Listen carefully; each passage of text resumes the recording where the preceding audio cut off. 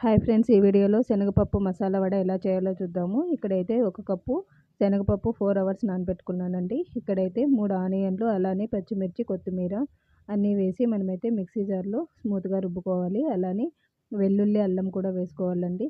చూసారా, ఇలా అయితే మనకు వంట చేసామంటే వడ షేప్ అనేది కరెక్ట్గా రావాలి. అప్పుడైతేనే బాగుంటుంది. మళ్ళీ నెక్స్ట్ ఉన్న వాటిని కూడా కొంచెము కొత్తిమీర వేసుకోవాలి, వేసి రుబ్బుకోవాలి. అలానే అందులో అంతా ఆనియన్, ముందుగా కట్ చేసి పెట్టుకున్న కొత్తిమీర, సోంపు, జీలకర్ర, అలానే కొంచెం మసాలా పొడి, ఇంగువ వేసామంటే గ్యాస్ట్రిక్ లేకుండా ఉంటుంది. అలానే ఆయిల్ పెట్టుకొని చిన్న వంటల్లాగా చేసుకొని మనమైతే వడని ఎప్పుడు కూడా మధ్య చేతిలో పెట్టుకొని జస్ట్ ప్రెస్ చేస్తే చాలు, కరెక్ట్ షేప్తో వస్తుంది. ఇక్కడ పర్ఫెక్ట్ అయిన వడ అయితే రెడీ అయిపోయిందండి. జస్ట్ మీడియం ఫ్లేమ్లో పెట్టుకొని మనమైతే డీప్ ఫ్రై చేసుకుంటే చాలు. ఫైనల్గా మసాలా వడ అనేది రెడీ అయితే అయింది.